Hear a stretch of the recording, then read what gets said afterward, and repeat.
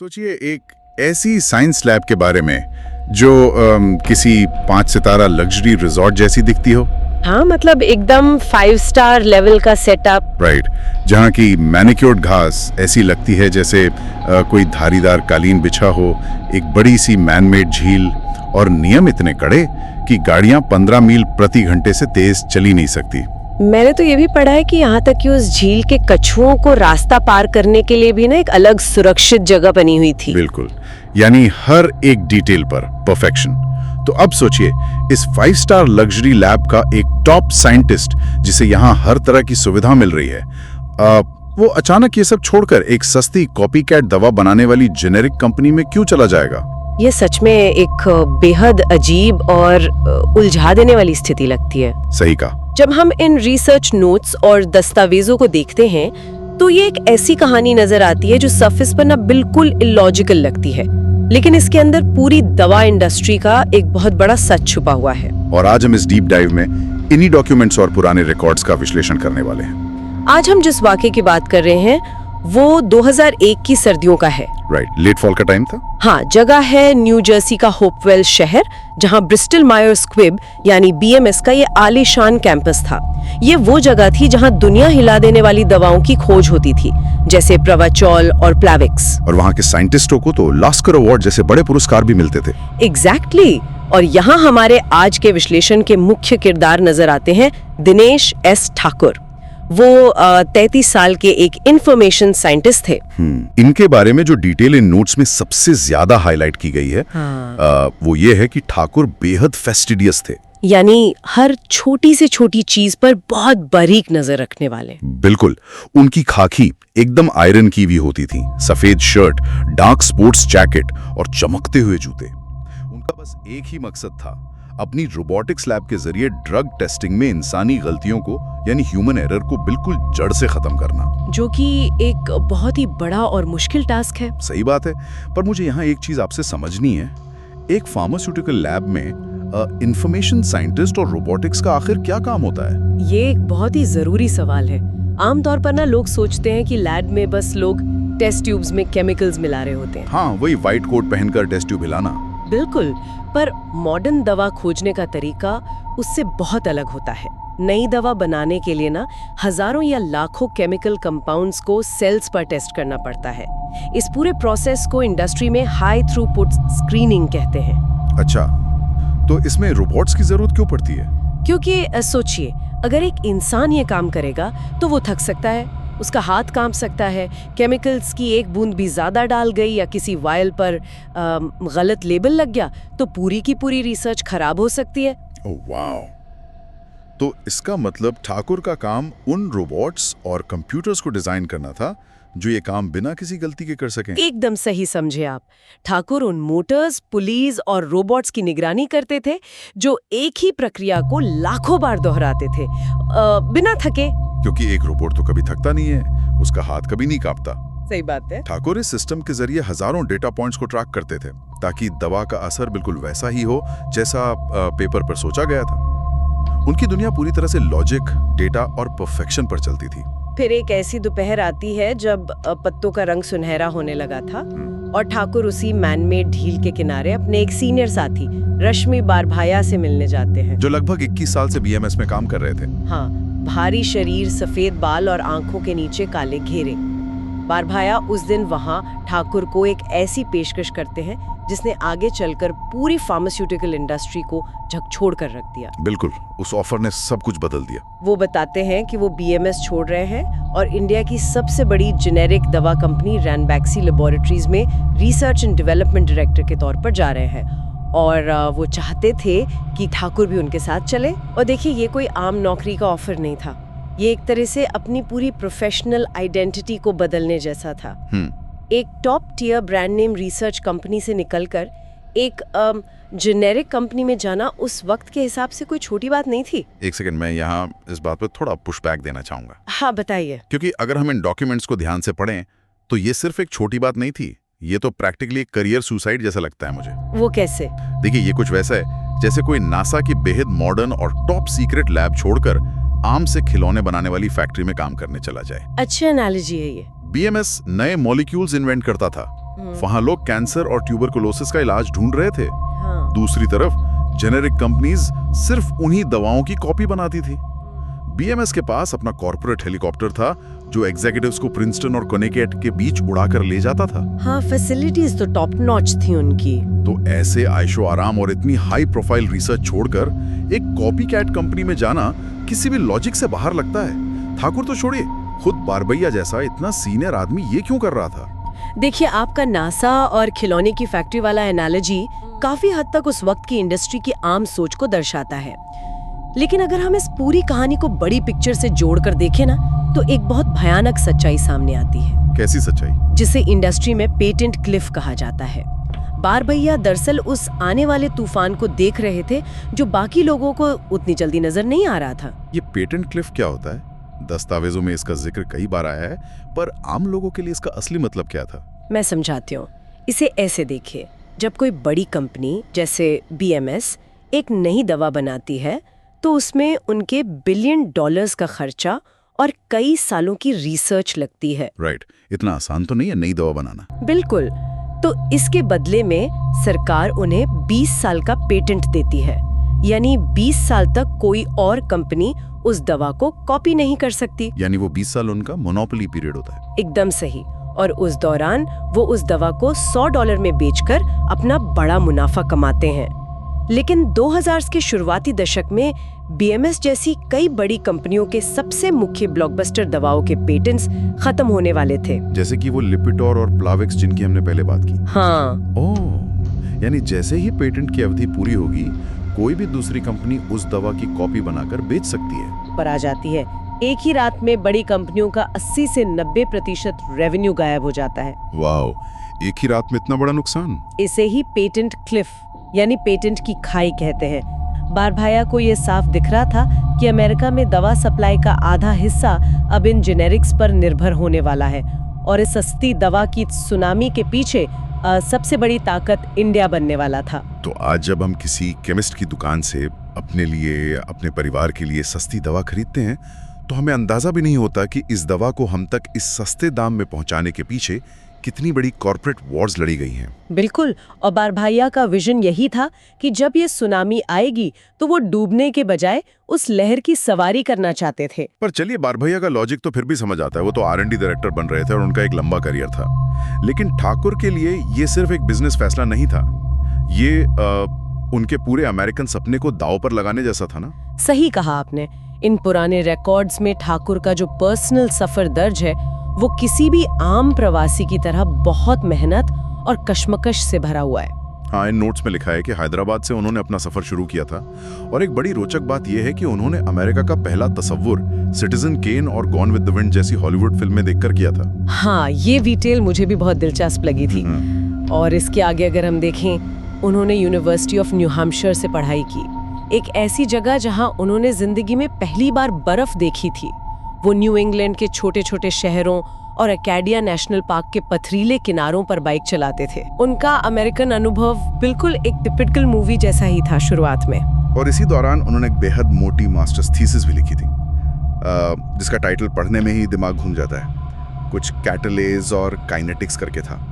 इसका उनके आगे के काम से क्या लेना देना था? देखिए, कैटलेज एक तरह का एंजाइम होता है और काइनेटिक्स का मतलब है उसके रिएक्शन की स्पीड को मापना। ये सुनने में भले ही बेहद टेक्निकल लगे, पर असल में ये उस इंसान की मानसिकता को दर्शाता है। वो कैसे?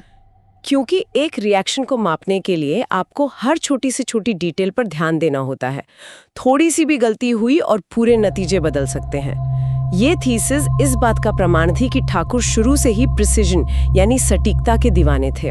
हालांकि उनका शुरुआती सफर इतना आसान नहीं था। मैंने पढ़ा कि किसी छोटी सी बायोटेक कंपनी में उनके पहले बॉस ने तो यहाँ तक कह दिया था कि उनमें इस फील्ड के लिए जरूरी टैलेंट ही नहीं है। सोचो, जो इंसान आगे चलकर इंडस्ट्री बदलने वाला था, उसे शुरुआती दौर में नकार दिया गया था। पर ठाकुर रुके नहीं।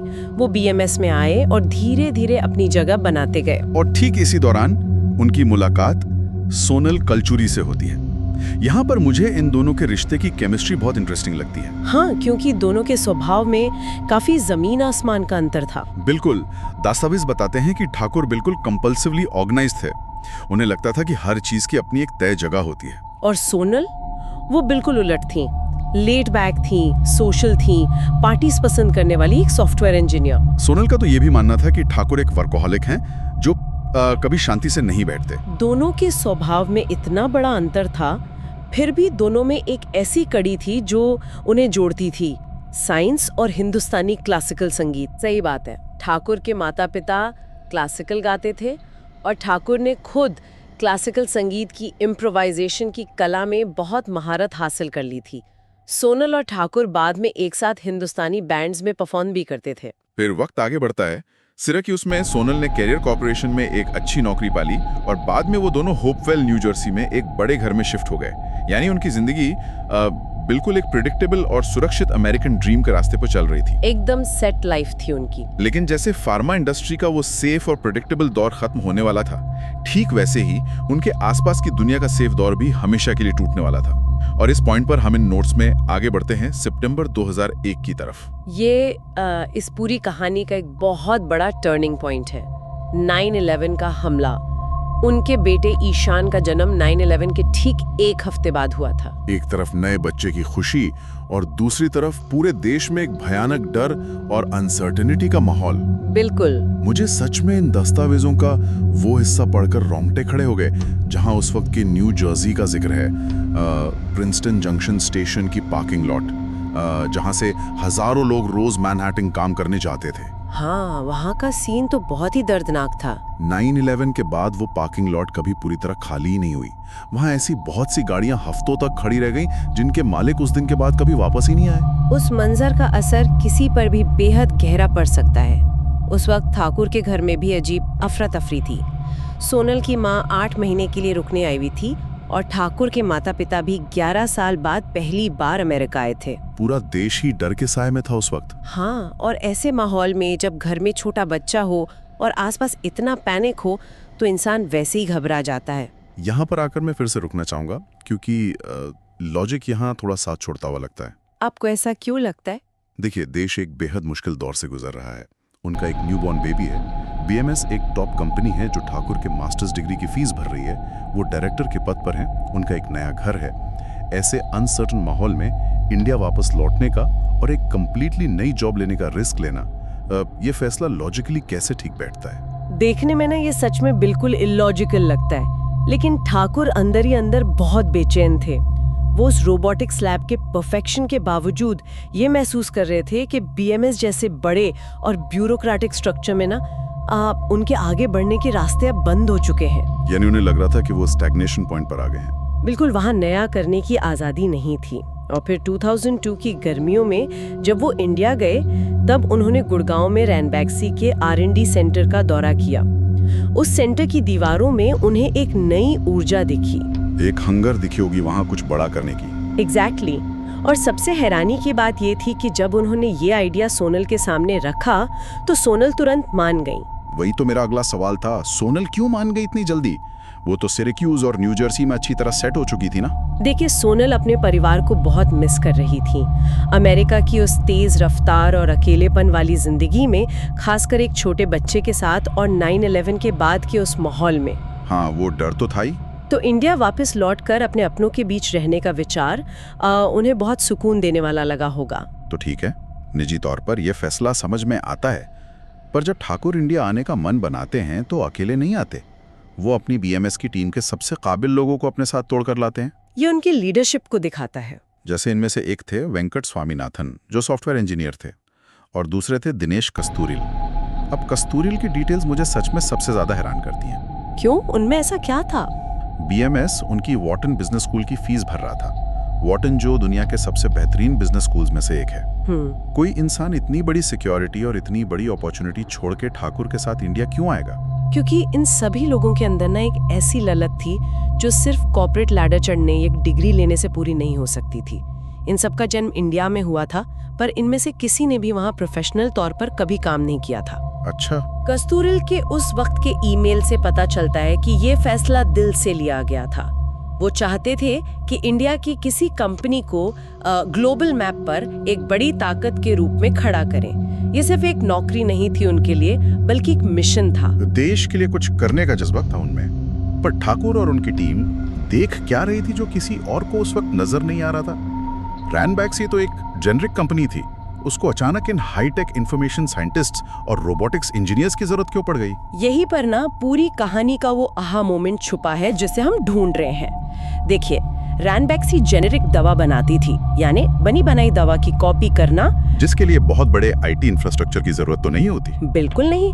लेकिन रैनबैक्सी उस वक्त तक अमेरिका में ही $100 मिलियन का मुनाफा कमा रही थी और उनका सपना था कि अब वो सिर्फ कॉपीकैट ना रहें, वो ग्राउंड अप से नए मॉलिक्यूल इन्वेंट करना चाहते थे। यानी वो खुद की खोज करना चाहते थे। हाँ, वो 21st सेंचुरी का नया फाइजर बनना चाहते थे। ओह, और जैसे कि आपने पहले समझाया था, एक नया मॉलिक्यूल इन्वेंट करने के लिए टेस्टिंग में हजारों डेटा पॉइंट्स लगते हैं, जहां ह्यूमन एरर की गुंजाइश एकदम जीरो होनी चाहिए। इसलिए उन्हें ठाकुर की जरूरत थी। एकदम सही।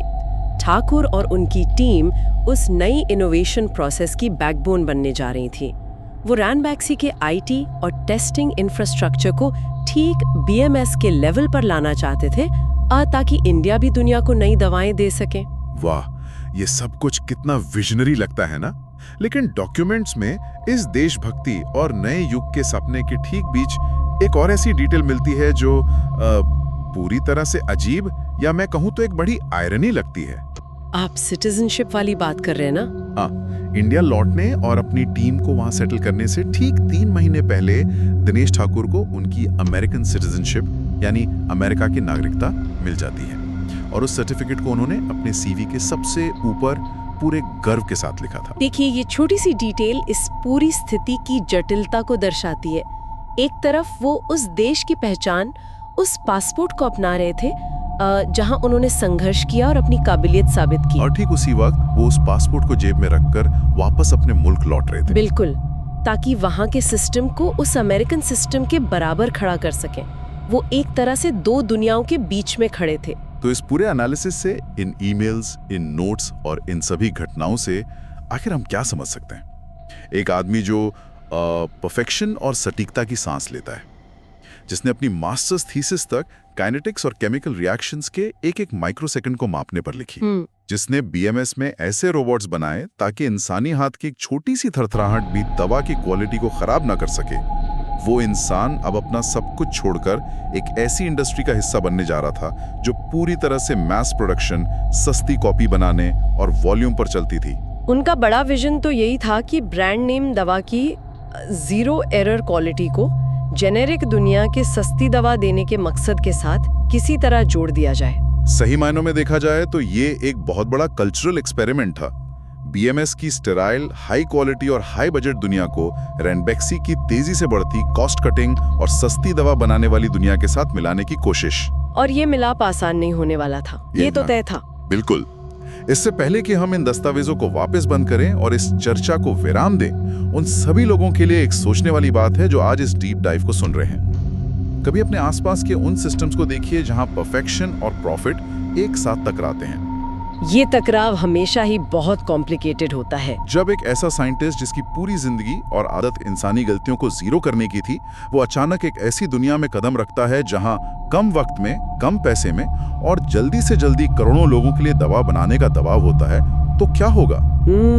बहुत ही डीप सवाल है ये। उस साइंटिस्ट के अपने कड़े उसूल, उसका फस्टिडियस नेचर और उस जेनेरिक कंपनी के मार्केट पर कब्जा करने और मुनाफा कमाने की तेज रफ्तार, इन दोनों के बीच आखिर कब तक तालमेल बैठ पाएगा? ये सोचना सच में जरूरी है। क्या होता है जब एक अनुशासित लैब की शांति बाहर की दुनिया के लालच और कॉस्ट कटिंग के बिल्कुल सामने आ खड़ी होती है? ये आगे चलकर पूरी मेडिकल दुनिया और हमारे आपके घरों में आने वाली दवाओं के लिए एक बहुत बड़ा सवाल बनने वाला था, जिसके बारे में शोध करना अभी बाकी है। आज के डीप डाइव में बस